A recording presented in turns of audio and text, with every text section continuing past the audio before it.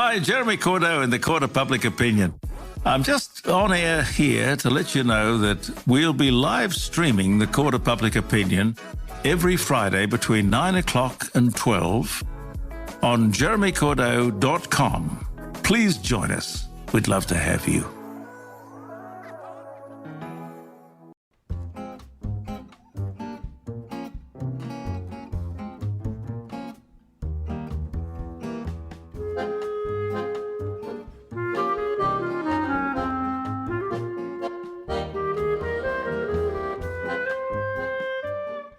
I even love the smell of books.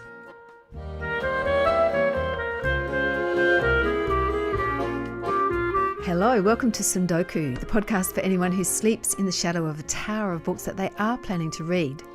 I'm Annie Hastwell. And I'm Michaela Andreev. And today on Tsundoku we meet Chris Hammer. If you're in the habit of hanging around airport bookshops, which I certainly am, his name will be familiar to you. That's right. I think he's probably best known for Scrublands. He has also written a couple of non-fiction books I wasn't aware of. One's called The River, the other one's called The Coast. So he was a former journalist, so probably still likes a bit of fact. Yeah, exactly. Interestingly, also, I was reading that he doesn't plot his book out before he starts. He likes to start the book not knowing where it will finish. And you might think, oh, really? I mean, come on, is that just posing? But funnily enough, when I interviewed Michael Robotham, who's a very well-known international crime writer, he said the same thing. And I think it's just, if they had it all plotted out, it would be no surprise to them. I think they've got to keep their writing exciting, so they like to not exactly know where they're headed from the beginning. I think it's also got a lot to do with the subconscious and the fact that a lot of writers say their books come from they don't know where, which is a wonderful idea, really. Yeah, I'd love to be that, relaxed about it. Well, you start it, you get your characters sorted, and then they take on a life of their own in your subconscious. It's almost like having dreams. And then as you progress, I'm just imagining this is what it's like, because a lot of them say that. Yeah. And then they turn up with things they didn't really expect, which is, interesting for us as the reader too. Yeah, it must be funny living with someone who's in that writing process, immersed in this imaginary world. And, then they come out of their writing room, presumably, and finally talk to you again. Finally talk to you. And they wonder if they've got the sort of the spectre of people around them whilst they're in that sort of writing process. I don't know. Absolutely. So anyway, Kath Keneally is going to be talking to Chris Hammer about his latest book, Tilt, which by all accounts is a ripping read. After that, in classic land, we bring back to life Aldous Huxley. He was a big hit in the 70s, and he's most famous for Brave New World, but he wrote a couple of books, one called The Doors of Perception, which were about having trips, basically, about what psychedelic drugs can do for the mind. And it's really interesting that we're heading in that direction at the moment with using them for therapy and as a treatment for depression and things like that. Yeah, well, Aldous Huxley is obviously a name I feel like I should know. But I don't think I've read Brave New World, or certainly that book. And he's well dead, isn't he? He's very dead. But we're going to hear all about him today. Well, it's just interesting that someone that long ago would have been talking about psychedelics. Must have been well ahead of his time. Well, he was a bit older than the psychedelic generation, but they seized upon his books, which was probably the end of his career. They seized upon them as great justification for why psychedelics were good for you. Enhance the creativity. Absolutely. Well, they probably do. Now, in literary news, the shortlist for the 2023 National Biography Award is out, and it's going to be announced shortly. And I understand one of our Tsundoku interviewees is involved. Annie, you met him. I did, on the phone. Tony Bernard. I really loved that book, Ghost Tattoo. It was so interesting about his father's experiences in Poland during the war, concentration camp, but also just the experiences of ghettos. Anyway, he's up for the award. It will be announced later in August. $25,000. He's up against Chloe Hooper, Helen Garner, and a few other sort of well-known biographers. But yeah, good luck to Tony. Okay, now let's get to Chris Hammer. Kath Keneally asked him to explain his new book, Tilt, which begins with a man running for his life in the forest. Tilt in some ways is a more ambitious structure. So there's 3 point of views and 3 timelines. In the present day, we've got Nell Buchanan, now promoted to a full-time homicide detective. We've also got the story of a 15-year-old teenage girl who's living in the same area, but in 1973. And we've also got the recollections of an old man, but recollecting when he was a young boy, just 11 years old, living in the same forest where Nell is investigating and the teenage girl Tess lived in 1973. It's during the Second World War. He's taking cattle into the forest during a drought so they can feed and water. And those three storylines are interwoven throughout the book. I think it's an amazing feat that you tied up all of those threads at the end. And I would venture to say that the tilt itself, the Cadell tilt, is almost the main character. The humans are kind of puny in comparison to that as a geological formation and what you make it symbolise. Maybe not so much the tilt as the forest. So the tilt is set in a real landscape, the Barmah-Millewa forest, which is the world's largest river red gum forest. And it's down on the Murray River, down near Echuca. And the river there gets dammed by this geological formation, the Cadell Tilt. It's an uplift in land and effectively dammed the Murray, which has found its way round over the Barmah Choke, which is a very shallow part of the Murray River, and it pushes down into what was the old riverbed of the Goulburn River. But it also kind of splits the river in two, the Cadell Tilt. So the Murray flows north into the Cool and the Edward rivers, and they later on they rejoin down their Swan Hill. So they're like huge ana branches of the Murray. The great thing in the tilt is, with those three separate timelines, it provides me with kind of three settings for the price of one, if you like, because all three stories are set in the forest. It's just that the forest in those different decades is a very different place. The one in the Second World War is very industrious. There's sleeper cutters and loggers and professional fishers. There's charcoal burners. There's Italian prisoners of war. So it's a very busy place, and it's a drought-stricken forest. The forest in the 1970s is more of a place where the teenagers go to escape adult supervision. So for them, it's almost a bit of a magical place. And the present day forest, and this is accurate, has been flooded. So it's more like, if you can imagine, the Florida Everglades without the alligators. You can only access large parts of the forest by, a canoe or a kayak sort of thing. So very different from the drought-stricken forest in that first story in the Second World War. In all my books, setting is very important, and it is again in this book. But one of the great things I found as a writer is it gave me, if you like, those three different settings in the same place. In the very first chapter, we meet someone who's deeply connected to that setting, and she's sneaking through the forest, bent on an act of, shall we say, eco-activism. What can you tell us about her? Okay, so there's a kind of dramatic prologue, and it's around midnight, it's winter, it's in the forest, it seems deserted, and yet you have these two people in the forest unaware of each other. One is this kind of eco-warrior woman that you've referred to, but we don't know her name. And then not far away, there's a young man running for his life. He's being hunted by men with guns. And they never see each other, but they can hear each other, the gunfire and her sort of destroying this small dam.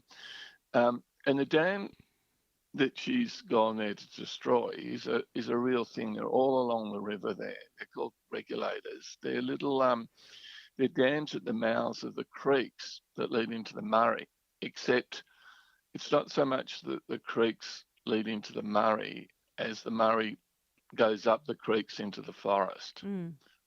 And so she's there because she thinks the forest is being starved of water. And it is. And it is. Yeah. Well, that initial act unearths a very old murder mystery, and I think around about then we get Tessa's strand coming into the book. Tessa is 15 in 1973, and can I say, there's all right to say that she has a connection to Nell Buchanan, Detective Norell Buchanan? Look, you can, but let's not take it any further than that. What happens in the book is you start reading it, there's these three timelines that are interwoven. And I guess one of the questions for the reader is, are they at all connected? And if they are connected, how are they connected? And by the end of the book, all of those kind of questions are answered. But I don't want to get too much into the spoilers now. What happens though in the contemporary story?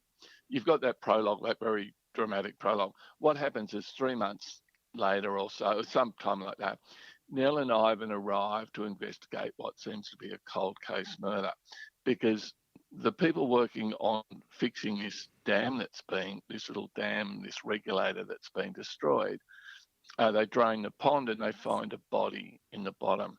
And Nell and Ivan are down there. They're not too happy to be there because they figure the body has probably been there for many decades. There's no evidence, there's no witnesses. They think it's, destined for the cold case file.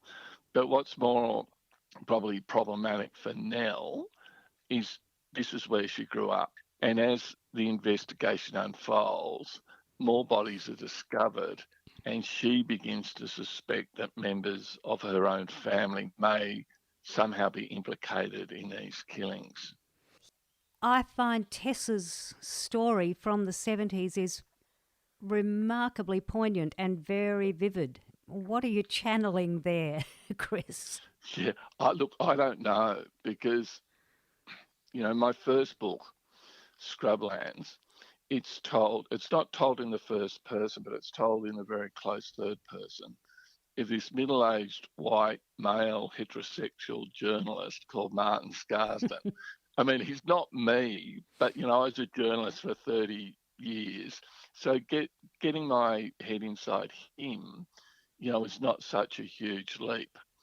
Leaping into the mind of a 15-year-old girl, at any time, but also in the past, was a challenge for me, but a really kind of enjoyable challenge in a sense to be able to stretch my imagination. I'm not as quite as old as Tessa, but I remember the 1970s. I've got a big brother, I've got a big sister.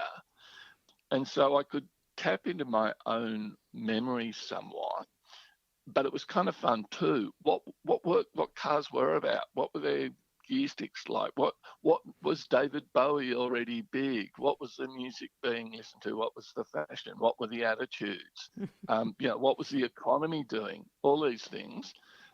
And then the 11-year-old boy in the forest in the Second World War.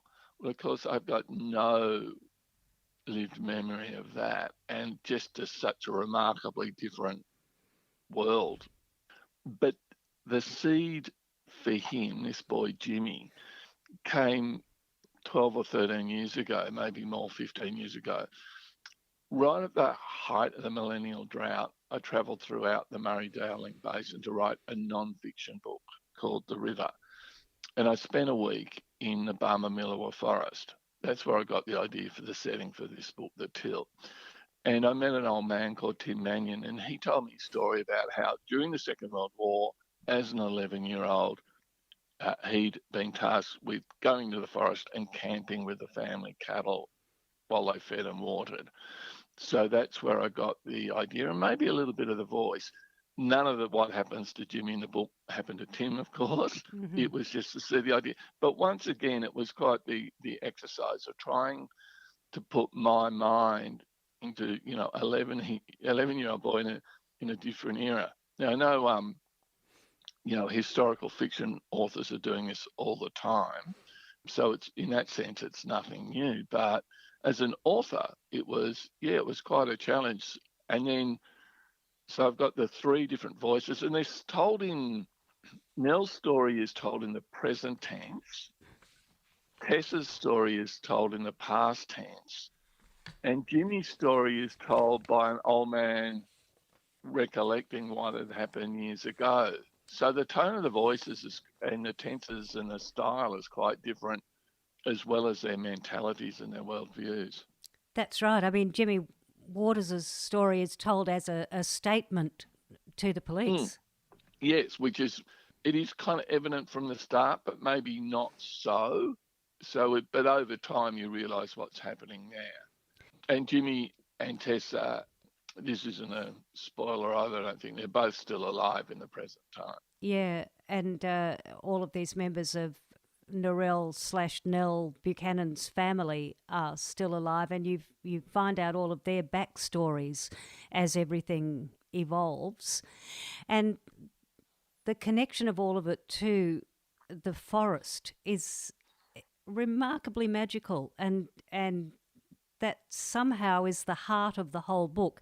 And at the heart of the book is this almost wind in the willows little island,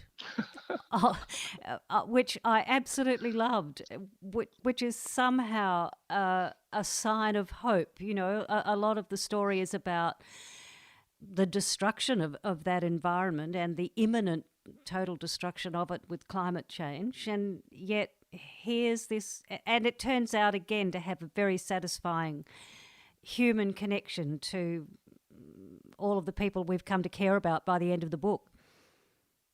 Yeah, I mean, it's interesting. I don't know where in that process of writing the book the idea of that shack in the woods came from. So I write books quite quickly now.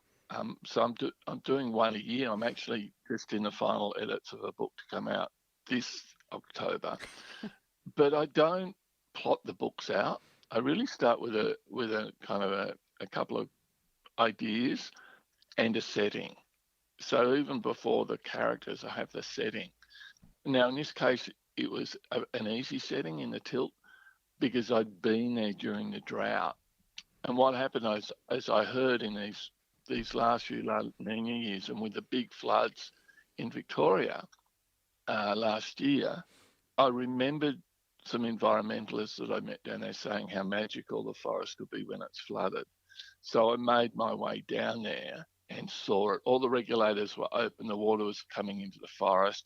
It hadn't really come over the banks of the Murray yet, but it did not long after that. In fact, the forest in many ways probably saved the town of Echuca because it's soaked up so much of the floodwaters coming down the Murray. Yeah, so that's a great location to have, and that's what I started with.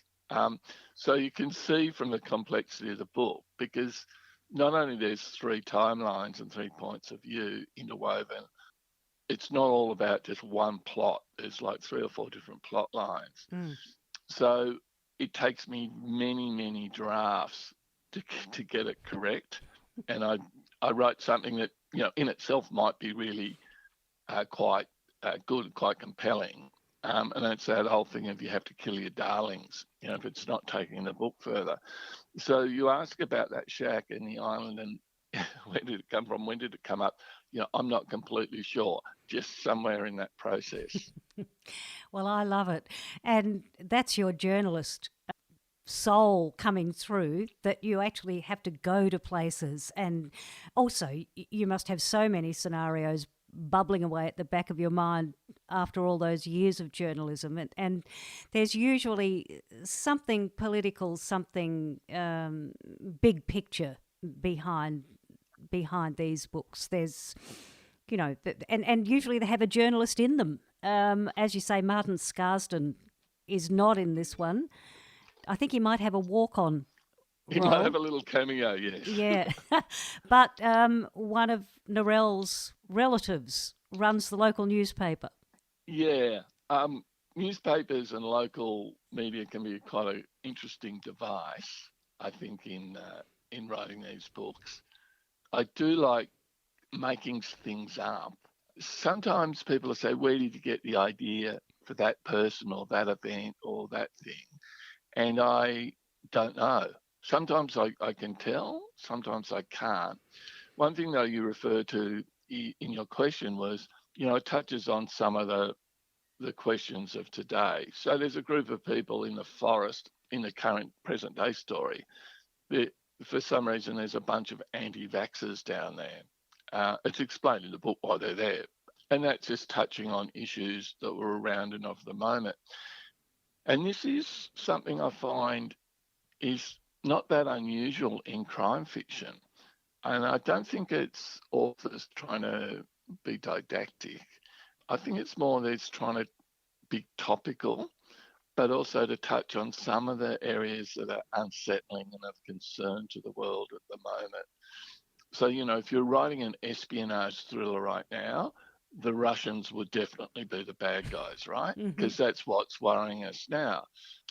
In some ways, I think it's more likely to get, it might be a light touch, but for, say, crime fiction to touch on some of these issues than, say, more literary fiction. Some literary fiction is overtly political, but a lot of it's not. A lot of it's about internal conflicts and conflicts within families and small groups, that sort of thing, almost isolated from the world. Whereas I think crime fiction benefits from touching on some of those societal issues. Even my first book, Scrublands, I was writing that. I think I started writing about 2012, 2013, and I basically got a deal around 2017. And there's a storyline that involves an SAS soldier in Afghanistan committing war crimes. That wasn't in the public domain at that time. All those stories, all those remarkable stories revealed by the ABC and by The Age and the Sydney Morning Herald. But because I was a journalist, I was sort of getting wind of this idea that something might have gone wrong in Afghanistan. I wasn't trying to make any point there. I didn't know if there was anything into these kind of rumours that was swirling around. I just thought, oh, well, that's a good idea for a story. That'll work. And it's one of the great liberating things about being a fiction writer is you have this freedom to make stuff up. Well, you don't have to worry about being sued for defamation or being held in contempt of court or protecting your sources or anything of that. And the other great benefit, of course, is you can tie everything up in a neat bow at the end of the book. And, all too often real life isn't like that.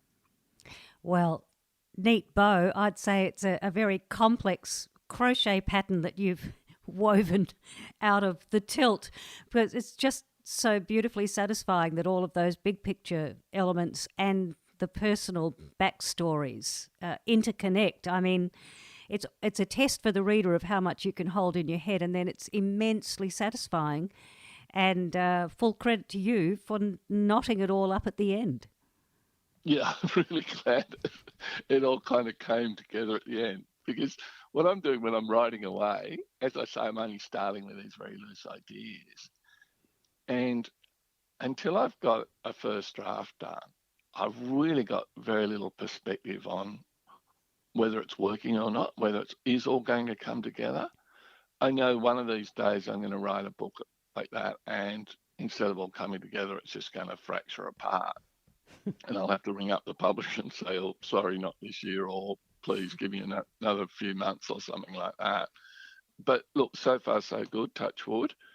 I'm just in the process of completing the next book, and the process has been somewhat the same in that, multiple drafts, refining, trying to get better ideas, trying to get the flow of the story right, trying to get the different stories to, pace properly. Yeah, quite the process. And can we have the title of that one? Is that in the public domain? It is. It's. I think it is. The Seven, it's called, and it's again with Nell and Ivan as the protagonists. Oh, brilliant! Looking forward to that, Chris. So lovely to talk to you. Oh, look, thank you so much. That was Chris Hammer talking to Kath Keneally about his new book, Tilt. And if you enjoyed that, little crime aficionado Kath also interviewed Gary Disher. I think it was just 2 weeks ago, so you might like to check that one out on Tsundoku episode 28.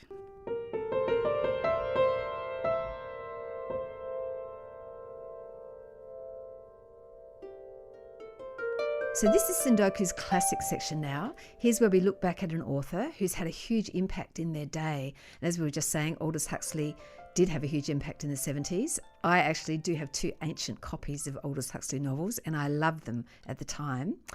Our Tasmanian literary archivist, Annie Warburton, has found a lot more on her bookshelves. I'm at that stage of life where I'm trying to downsize book-wise. But when I come across names like Philip Roth or Aldous Huxley, I think, this is a famous writer. I should read or reread it before even thinking of throwing it out. And so here I am, Tsundoku's occasional reporter on dead white males. I spoke to Annie Haswell about Philip Roth a few episodes ago, and now it's Aldous Huxley's turn. This is not a thorough examination of the Huxley oeuvre. I'm limiting myself to the books that are on my shelves. So I read 5 of Aldous Huxley's books, including the most famous and influential Brave New World, which I reread for a 3rd time. Of that, more later. I started with his first novel, Chrome Yellow, written in 1921. It is, like so many first novels, autobiographical. It's based on Huxley's experiences as a young man when he was part of the Bloomsbury circle that revolved around Lady Ottoline Morell. The story is set over a weekend in an elegant country house, Chrome, presided over by a flamboyant and eccentric grande dame not unlike Ottoline Morell. Dennis Stone, a young man fresh out of university, has been invited along with half a dozen other arty aristocratic types. Chrome Yellow is both a coming-of-age novel and a comedy of manners, and was highly praised at the time for its perceptiveness and satirical wit. I next picked up his second novel, Antic Hay, written 2 years later, and very much in the same vein, but set in London. We're familiar with the period settings of these books from any number of screen depictions of upper-class English life in the interwar years. Those early Huxley novels would lend themselves well to similar screen adaptations, except if they were faithful to the books, we wouldn't see the servants. In modern recreations such as Upstairs, Downstairs, Downton Abbey and Gosford Park, the servants' lives are as interesting and as important to the narrative as those of the toffs. Not so in books written at the time by actual toffs, such as Huxley or Nancy Mitford or Evelyn Waugh. There are no servant characters in Love in a Cold Climate or Brideshead Revisited. I put down Antic Hay unfinished because I was in a hurry to tackle Eyeless in Gaza, published in 1936 and said to be Huxley's greatest novel. He was then in his early 40s, about the same age as Evelyn Waugh when he wrote Brideshead Revisited, and, like Brideshead, Eyeless in Gaza is more sombre and reflective in tone than their author's more flippant, youthful satires. Still loosely autobiographical, it follows the life of Anthony Beavis from childhood through school, university and various romantic affairs. It has a complex, non-linear narrative that folds back in on itself as Anthony and his contemporaries search for meaning and purpose at a time, the aftermath of World War I, when the old moral, social and political certainties are crumbling. There's much talk about the crisis in democracy, and communism is debated as a serious alternative. One of the heroines is an admirer of Stalin and is not regarded as a fool or a dupe. Anthony is tormented by the shallowness of upper-class life and distressed by the suicide of an old friend. He turns first to pacifism, then to Marxism. Another friend persuades him to take up arms with Mexican revolutionaries, but this adventure proves ineffectual and nearly gets them killed. Anthony's disillusionment leads him to dally next with mysticism, mirroring Huxley's own intellectual journey. Eyeless in Gaza is not an easy read. Huxley was intellectually hyperactive and doesn't wear his erudition lightly. The title is taken from a poem by Milton about the biblical hero Samson, who promised to deliver Israel from the Philistines, but was instead blinded and enslaved by them. Ask for this great deliverer now and find him eyeless in Gaza at the mill with slaves. Wow, talk about feeling nihilistic and persecuted. Huxley had a vital interest in science and technology. His ancestry was full of notable teachers and scientists, including the biologist Thomas Huxley, Darwin's bulldog. This aspect of his thinking informed his 2 most famous books, Brave New World and The Doors of Perception. Brave New World takes its title from Shakespeare. "O brave new world that has such people in it." It was written in 1932 and is astonishingly, not exactly prescient, but plausible. It's set hundreds of years in the future. The problems that beset the human race, war, disease, famine, have been solved by the creation of a rigidly hierarchical society in which the causes of these miseries have been systematically addressed by the scientific technocracy that governs this brave new world. Family structure has been abolished. Natural birth has been abolished. People are no longer born of a human mother. Such a thing has become a disgusting indecency. Only animals or savages behave like that. And there are savages who live in the Badlands, remote parts of the planet where the world government has not yet extended its reach. Human beings are created in factory-like clinics by means of test tube fertilisation. That doesn't actually sound ludicrous to modern ears, thanks to Huxley's scientific literacy. During gestation, fetuses are given chemical treatments to control their physical and mental development and are then decanted as one of 5 classifications of human types: alpha, beta, gamma, delta and epsilon. At the very bottom are what are called epsilon semi-morons. They do the most menial work uncomplainingly because, like everyone else, they are conditioned during infancy and childhood to accept their social destiny. Crucial to the harmonious functioning of society is soma, a happy drug that everyone takes every day. No one ever has to put up with irritation, boredom or melancholy, not even for a minute. Material consumption is encouraged. The population pays homage to an entity called our Ford. Note the pointed rhyming with our Lord. He's based on Henry Ford, at the time of Huxley's writing, a materialist visionary with an unflagging faith in the future, a bit like Elon Musk. He's come down the centuries to this brave new world as a kind of secular god. An alpha man invites his beta girlfriend to visit the Badlands with him. People can go there as tourists in fast, comfortable flying transport, but not many go, and not often, because they find the dirt, disease and squalor of the savages revolting, not to mention their baffling rituals of pain and endurance. The beta girl can't wait to get back home to her soma, but they take with them John, the savage, a young man born of a woman accidentally stranded in the Badlands years before. His mother, now old and feeble, has raised John on stories of her early life in the normal world, and he, believing it to be a paradise of pleasure and plenty, eagerly accepts the offer to go there. John falls in love with the young beta woman, and she fancies him. He's full of romantic longing and yearns to perform some act of physical prowess, some noble deed, to prove himself worthy of her.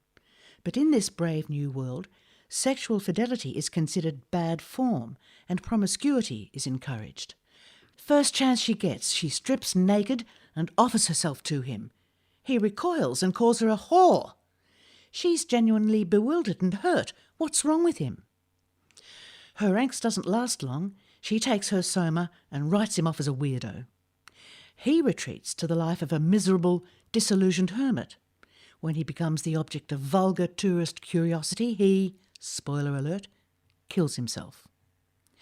I read somewhere that Huxley started Brave New World as a genuine utopian vision, a thought experiment exploring the notion that the loss of normal human relationships, sexual, parental, tribal, national, with all their frustrations and futile strivings, was a price worth paying for a life free of pain and suffering and psychological turmoil.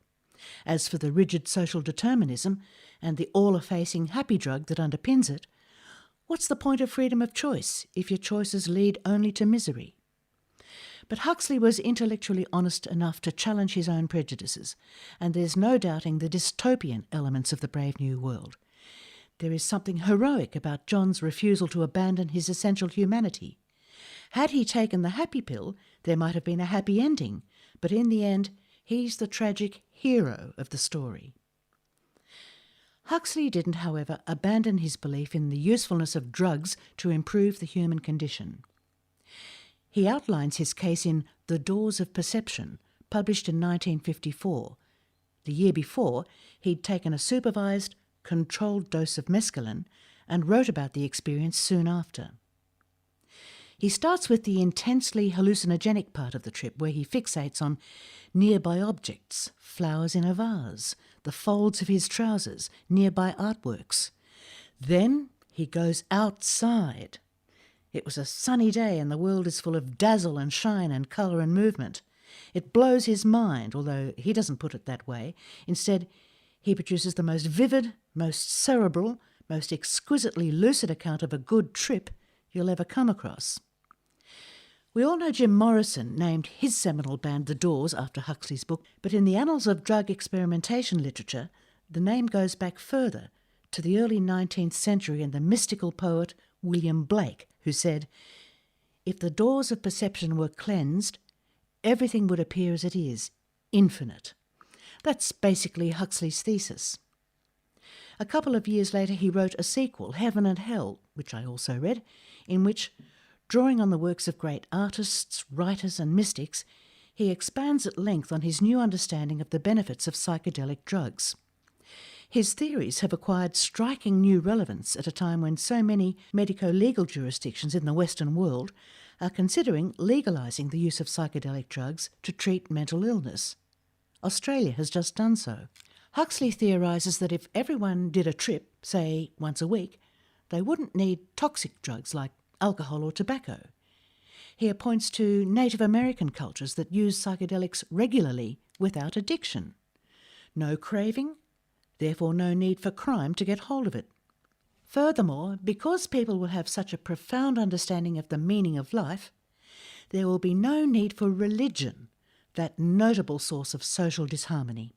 Is he right? Well, John Lennon would have agreed with him. Annie Warburton telling us all about Aldous Huxley, and if you want to read a bit of that, and you probably do after listening to that, head to your local second-hand bookshop, because I think that's where you'll find Mr. Huxley for sure.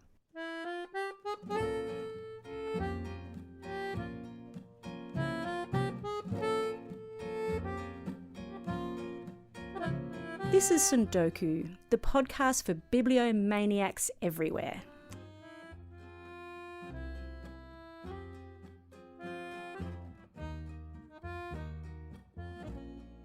My name's Chris and I'm from Aldgate. I'm actually a scientist by trade, so a chemist, but I like reading all sorts of novels as well as more scientific books as well. If I go to a bookshop, first thing I go to is the bargains table. Apart from that, I'll probably look around at some of the novels and the crime novels and then look at the non-fiction sections as well, see if there's anything new I haven't seen before. What I've just been finished reading actually is a whole series of books by Peter May, because I like this sort of crime genre ones at the moment, and I had read a lot of Ian Rankin's books, all the revists ones, take place in Scotland, and these Peter May I saw, actually we were in Sydney, I saw one of his books at an op shop, and it's on the Hebrides, and it's a Hebrides trilogy. He wrote that trilogy there, and then they also had a photographic book. It's with a photographer, so the photographer went around photographing all these scenes, and you can see, oh, this is Ness, and this is where this story's based, and this is based on this house on the moor that you keep driving past. This is the one. It's fantastic. Yeah, it really brings it to life. He's originally from Scotland, but now he was living in France. So after I finish that series, there's a series of 7 he's written, actually all takes place in France. And it's the Enzo series, and this is about a retired pathologist, and he's living in France and he's helping to solve all these crimes. And it takes you all around different areas of France and to different industries and things like that. When I was younger, I was reading all sorts of books. D.H. Lawrence is one of my favourite authors in England, so I read just about all of his. It's beautifully descriptive and takes place in the East Midlands, and I've lived in that area, and you can really visualise exactly where you are, and it's beautiful writing. Probably The Rainbow is probably one of my favourite all-time books. It takes place around Eastwood in the coal mining district, and you can really visualise the people there and their lives, and the characters. It's a long time since I've read it, actually, so it's 40 or 50 years ago. And we'd love to hear from you. If you're keen to share your reading habits and your reading past and give us a glimpse of your Tsundoku, that tower of books by your bed, send us a voice memo to tsundokucast@gmail.com. And just before we go, a little peek ahead. Here at Tsundoku, we're constantly reading hard for all your sakes. It's a terrible job, but somebody's got to do it. Annie, what are you reading? Well, I'm totally absorbed in Burnham Wood, which is the Eleanor Catton book that she won the Booker Prize a few years ago for a book called The Luminaries, which I never read. Burnham Wood is such a good read. You're loving it, aren't you? So up to date with all the things in our world, environmentalism, billionaire, tech billionaires, all the rest of it. Read it. I have tried to get an interview with her, but unfortunately she's slipped away overseas again and it's too late. But I have got an interview coming up with Justin Cronin, who wrote The Ferryman, which is a dystopian saga. You love a dystopian saga, love don't you? I love people who look into the future and try to work out where we'll be and how that relates to the present. Anyway, I'm looking forward to that. What about you, Michaela? Oh, well, I'm polar opposite of you. I'm reading a book that Fremantle Press kindly sent to us called The Disorganisation of Celia Stone. So it's, pitched as a bit of a Bridget Jones's Diary type book, but in the modern time. So Celia Stone, she's in her 30s, she's trying to have it all. She's hyper organised. Every now and then I see a little tiny flash of myself and cringe, but I've got the feeling that it's going to be a cautionary tale. I've got the feeling she's going to be cracking under the pressure. I think the title might suggest that, actually. Yeah, I think it comes unravelled. But, look, it's light, it's fluffy. I'm very busy at the moment and I'm actually really enjoying something like this for a change. It's good fun. But we love all books at Tsundoku. I know, Even if some of them we discard quite quickly. But yeah, not all of them get to stay on the shelf. We've talked about this before. I'm the one who, if I'm not going to read it twice, it goes to a friend, opera shop, wherever. You more like to arrange them as a new table in the sitting room. It's actually moved to my lounge chairs now. Yeah. There's going to be an exit soon, don't worry, a trip to the second-hand shop. Thanks for joining us on Tsundoku. I'm Michaela Andreev. And I'm Annie Hastwell. Keep reading.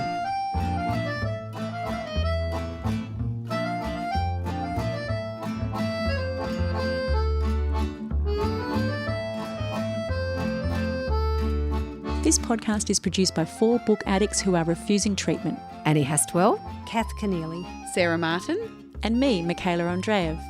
Our thanks to composer Quincy Grant for the music. And if you want to know more about the books, the authors, or the music featured in this episode, check out the show notes.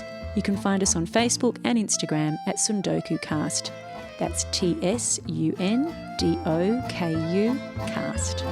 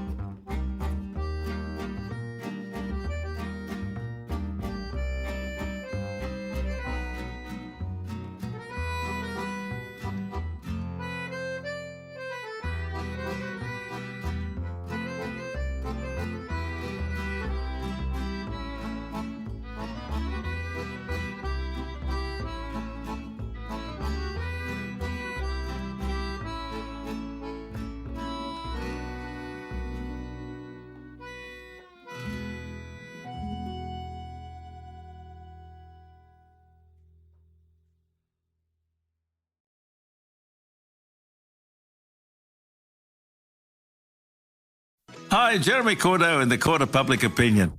I'm just on air here to let you know that we'll be live streaming the Court of Public Opinion every Friday between 9 o'clock and 12 on jeremycordeaux.com. Please join us. We'd love to have you.